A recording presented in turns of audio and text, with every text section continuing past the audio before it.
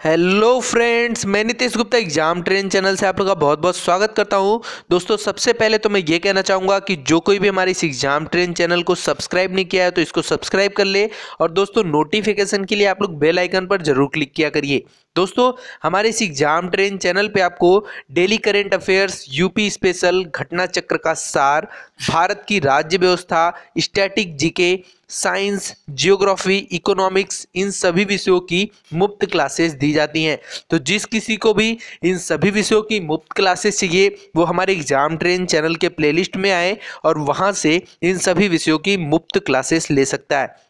दोस्तों, आज हम पढ़ने वाले हैं हिस्ट्री स्पेशल के पार्ट 53 को। ठीक है, हिस्ट्री स्पेशल के पार्ट 53 को हम लोग आज कवर करने वाले हैं। और आज का जो हमारा टॉपिक है यह है असहयोग आंदोलन को हम लोग कवर करेंगे।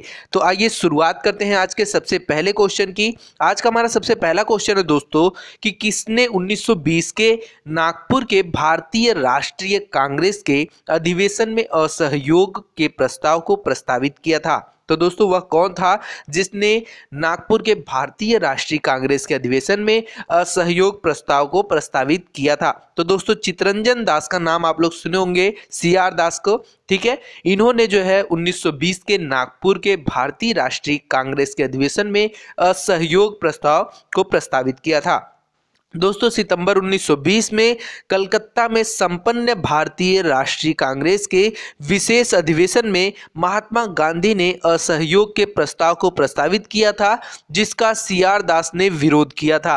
और दिसंबर 1920 में नागपुर में संपन्न कांग्रेस के वार्षिक अधिवेशन में असहयोग प्रस्ताव पर व्यापक चर्चा हुई तथा इसका अनुसमर्थन किया गया और नागपुर के अधिवेशन में असहयोग प्रस्ताव CR दास ने प्रस्तावित किया था। ठीक है, कहां पे? तो नागपुर के अधिवेशन में CR दास ने इस प्रस्ताव को प्रस्तावित किया था।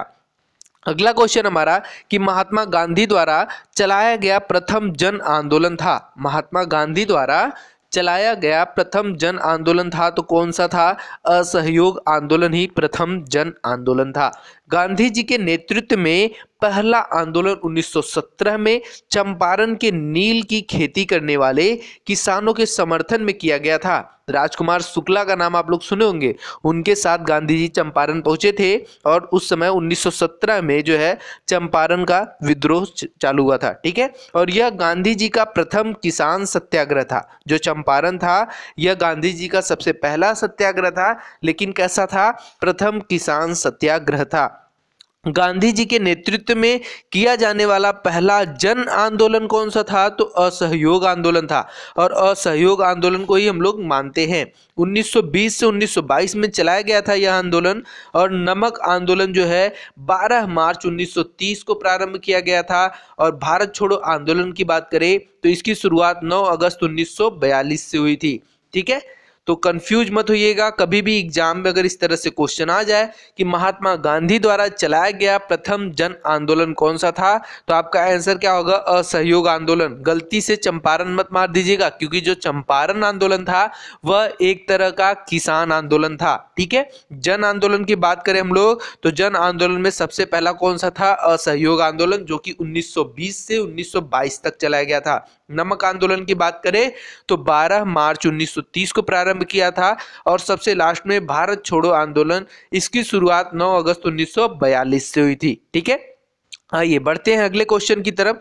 हमारा अगला क्वेश्चन है कि भारतीय राष्ट्रीय कांग्रेस ने पहला असहयोग आंदोलन किस वर्ष में शुरू किया था? ठीक है, तो मोस्ट इंपॉर्टेंट क्वेश्चन है यह भी कि भारतीय राष्ट्रीय कांग्रेस ने पहला असहयोग आंदोलन किस वर्ष में शुरू किया था? तो 1920 में किया था।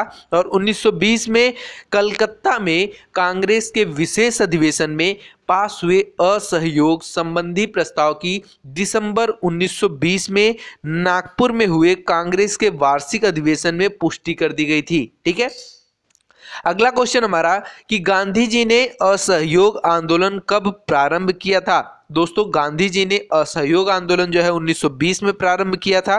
ठीक है, गांधी जी द्वारा असहयोग आंदोलन 1 अगस्त 1920 को प्रारंभ किया गया और पश्चिमी भारत, बंगाल तथा उत्तरी भारत में असहयोग आंदोलन जो था यह अभूतपूर्व सफलता मिली इसको। और असहयोग आंदोलन के दौरान ही मोतीलाल नेहरू, लाला लाजपत राय, सरदार वल्लभ भाई पटेल, जवाहरलाल नेहरू तथा राजेंद्र प्रसाद न्यायालय का बहिष्कार कर आंदोलन में कूद पड़े थे। ठीक है, अगला क्वेश्चन हमारा कि 1 वर्ष में स्वराज का नारा गांधी जी ने कब दिया था। मोस्ट इंपॉर्टेंट क्वेश्चन दोस्तों, ऐसे वाले जो क्वेश्चन है ना जो है अक्सर करके एग्जाम में आते हैं आजकल।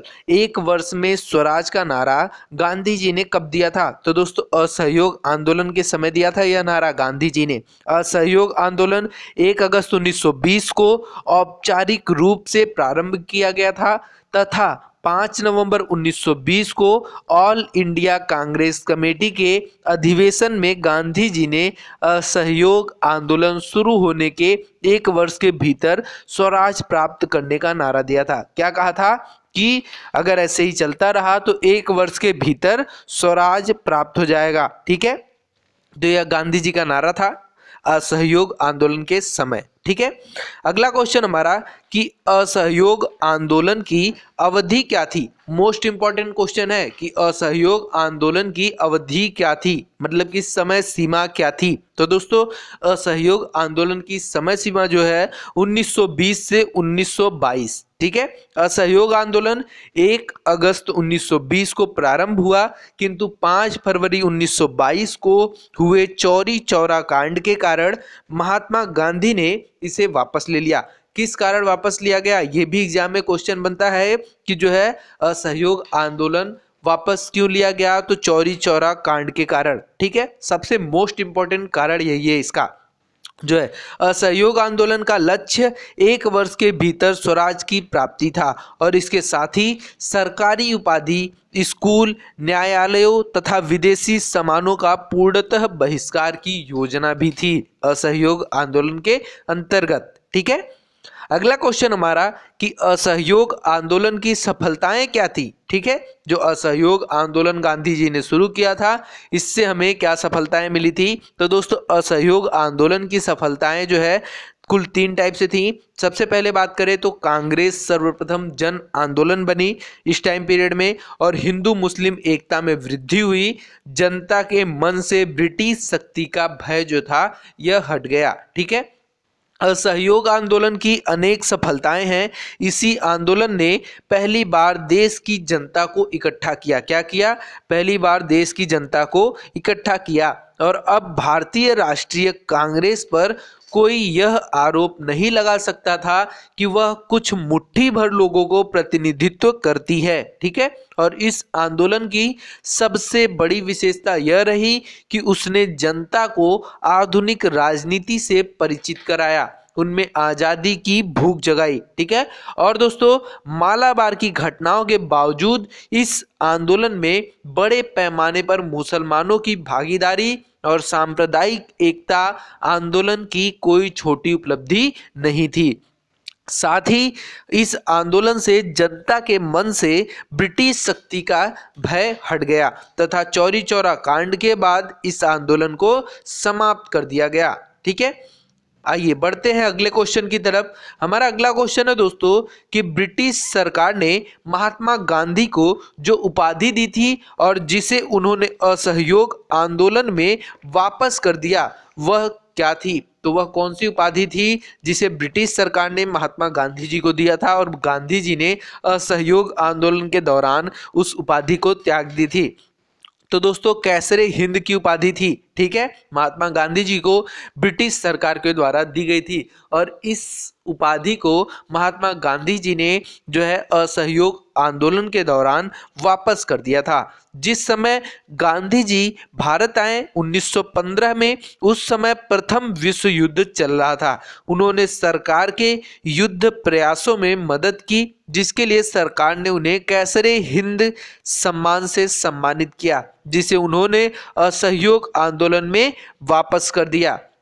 अन्य लोगों ने भी गांधी जी का अनुकरण करते हुए अपनी पदवियों एवं उपाधियों को त्याग दिया तथा जमनालाल बजाज ने अपनी राय बहादुर की उपाधि वापस कर दी थी। ठीक है, जमुनालाल बजाज जी ने कौन सी उपाधि त्याग दी थी? तो राय बहादुर की उपाधि जो है त्याग दी थी। ठीक है, अगला क्वेश्चन बनता है हमारा कि किसने असहयोग आंदोलन के दौरान अपनी वकालत जो है छोड़ दी थी? तो दोस्तों असहयोग आंदोलन के दौरान वकालत छोड़ने वाले कौन थे? चित्तरंजन दास जी थे। कौन था? चित्तरंजन दास जी। असहयोग आंदोलन के दौरान चित्तरंजन दास, मोतीलाल नेहरू, राजेंद्र प्रसाद, जवाहरलाल नेहरू, विठल भाई पटेल, वल्लभ भाई पटेल ने अपनी वकालत जो है छोड़ दी थी। ठीक है, अगला क्वेश्चन हमारा कि किसने असहयोग आंदोलन को समर्थन दिया परंतु इसके परिणाम नहीं देख सके? यह हमारा आज का लास्ट क्वेश्चन होगा। मोस्ट इंपॉर्टेंट क्वेश्चन है दोस्तों कि किसने असहयोग आंदोलन को समर्थन दिया लेकिन इसके परिणाम को नहीं देख सके? तो बाल गंगाधर तिलक जी थे जिन्होंने इस असहयोग आंदोलन में अपना समर्थन दिया था लेकिन इस असहयोग आंदोलन को के परिणाम को नहीं देख सके। ठीक है, असहयोग आंदोलन महात्मा गांधी के नेतृत्व में 1920 से 22 तक संचालित हुआ और बाल गंगाधर तिलक ने असहयोग आंदोलन को समर्थन दिया परंतु इस आंदोलन के प्रथम दिन 1 अगस्त 1920 को उनकी मृत्यु हो जाने के कारण वह इसका परिणाम नहीं देख सके। तो बाल गंगाधर तिलक जी की मृत्यु कब होती है दोस्तों? उसके अगले दिन ही, जिस दिन असहयोग आंदोलन शुरू होता है उसके अगले दिन ही 1 अगस्त 1920 को उनकी मृत्यु हो जाती है। ठीक है, तो आज के लिए इतना ही था दोस्तों। अगर आपको ये वीडियो पसंद आया हो तो प्लीज़ दोस्तों हमारे इस एग्जाम ट्रेन चैनल को शेयर करते रहिए, सब्सक्राइब करते रहिए और दोस्तों बेल आइकन पर आप लोग जरूर क्लिक करके रखिए क्योंकि जब आप बेल आइकन पर क्लिक करके रखेंगे तभी आपको हमारे पूरे दिन में जितने भी वीडियो अपलोड किए जाते हैं उनके नोटिफिकेशन मिलेंगे। ठीक है, और दोस्तों अगर वीडियो अच्छा लगा हो तो कमेंट जरूर करिएगा। ठीक है, thank you friends, thank you so much.